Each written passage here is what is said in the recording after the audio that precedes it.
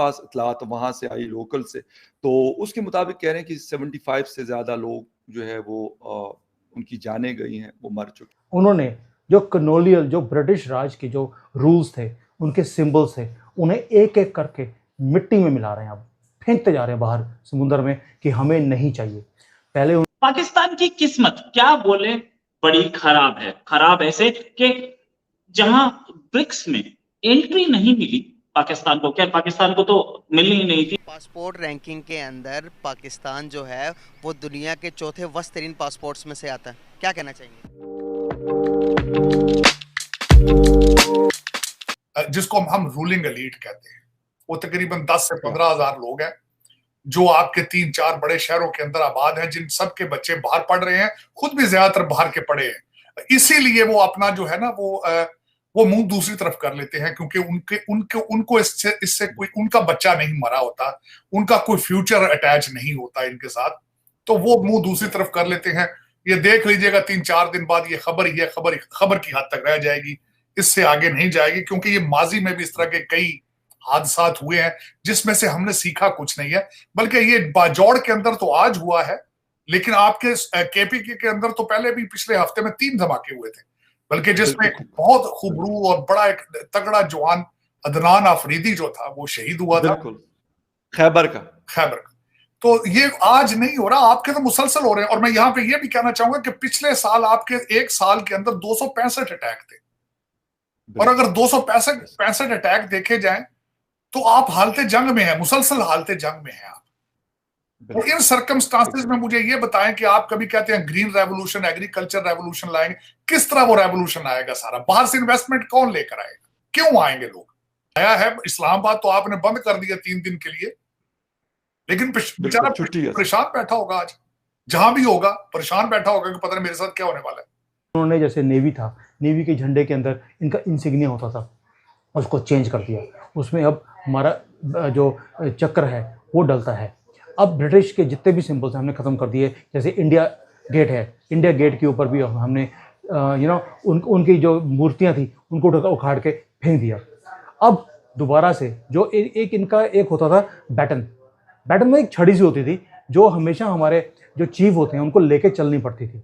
अब मोदी जी ने बोल दिया ये ब्रिटिश राज के रूल्स हैं, हमें नहीं चाहिए, हम इसे ख़त्म कर रहे हैं, और उन्होंने उसको भी ख़त्म कर दिया। अब सिर्फ जब कमांड चेंज होएगी तो अपने ऑफिस में एक दूसरे को छड़ी दे देंगे, वो छड़ी ऑफिस में ही पड़ी रहेगी, साथ में लेकर चलने की ज़रूरत नहीं है, क्योंकि हम इस देश को छड़ी से नहीं अपने धर्म से और अपने कर्म से चलाने वाले हैं और इसको और ऊंचाइयों पर लेके जाने वाले हैं। ये छड़ी वाला सिस्टम जो है ब्रिटिशर्स ने हमारे ऊपर किया 200 साल, और आज उनका ये हाल है कि उनको प्रधानमंत्री भी हमारे से लेना पड़ रहा है जिसको वो छड़ी से हाँकते थे। और जब हम बोलते थे कि हम इसरो को बहुत अब आगे लेके जा रहे हैं तो ये हंसते थे हमारे ऊपर। और ये कोई ज़्यादा पुरानी बात नहीं है, 2013-14 की बात है, जब हमने ये बोला था कि हम मंगलयान भेज रहे हैं, हमें सपोर्ट की ज़रूरत है वर्ल्ड से, तो ये हंसते थे हमारे ऊपर। ये गायें हाँकने वाले ये इस एलिट ग्रुप में आएंगे जिसमें सिर्फ 3 या 4 कंट्रीज हैं। आज ये हाल है कि उनकी सैटेलाइट्स भी हम भेजते हैं। ये फ़र्क है मोदी जी ने जो लेकर आए हैं, और मुझे खुशी होती है जिस चीज़ों को देखकर कि जिस रफ्तार से, जिस डायरेक्शन में भारत पहुंच रहा है और जो मैं देखना चाहता था। एक तो हो गया बैटन का, जो इन्होंने उसके जो पुराने रूल्स थे उसको ख़त्म कर रहे हैं। वाई? बिकॉज अब हम अमृत काल में पहुंच रहे हैं। अब अगले 25 साल हमारी तरक्की के बहुत ज़्यादा इंपॉर्टेंट है। मुझे लोग पूछते रहते हैं POK कब आएगा हमारे पास, ये अक्साई चिन्ह कब आएगा? अबे भाई, आपको जीना सीख लिया अभी इन दोनों चीज़ के बिना, ये आ जाएंगे अपने आप, क्योंकि इनकी हालत पाकिस्तान की भी और चाइना की इतनी ख़राब है कि इनके लोग खुद बोलेंगे कि भाई हमने भारत में आना है।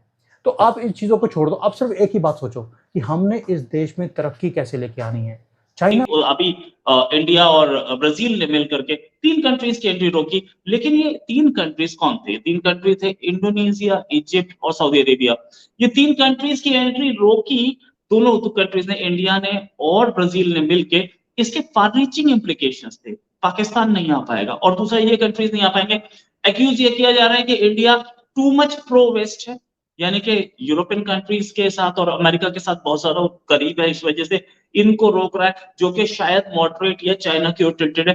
व्हाटएवर द केस, दूसरी किस्मत यह खराब हुई कि कल ही निशा देसाई बिस्वाल, जो कि पहले असिस्टेंट सेक्रेटरी ऑफ स्टेट हुआ करती थी अमेरिका की, वो अब बन गई हैं अमेरिका की यूएस फाइनेंस एजेंसी की डेप्यूटी सीईओ। अब ये यूएस फाइनेंस एजेंसी है क्या?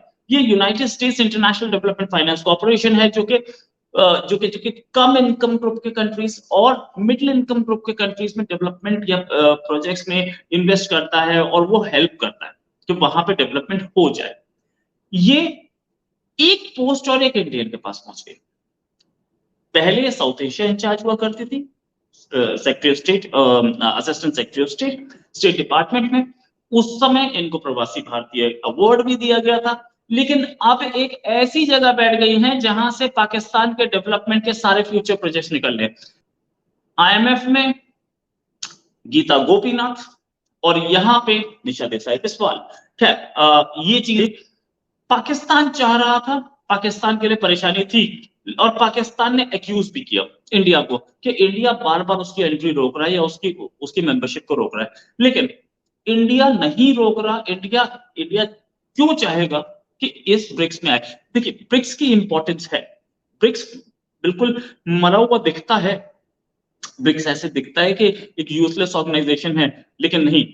ये करेंसी ला रहे थे गोल्ड बेस्ड, अभी तो नहीं आई पाई, अभी आने के चांसेस भी नहीं दिख रहे, ठीक है। लेकिन गोल्ड बेस्ड करेंसी अगर वो आइडिया फ्लोट है और आ गई तो it's going to be big deal. दूसरी चीज, ब्रिक्स का अपना एक बैंक है, वो बैंक आपको लोन देता है बिना किसी शर्तों के। आईएमएफ तो बड़ी शर्तें लगाता है ना, बिना किसी शर्तों के लोन देता है।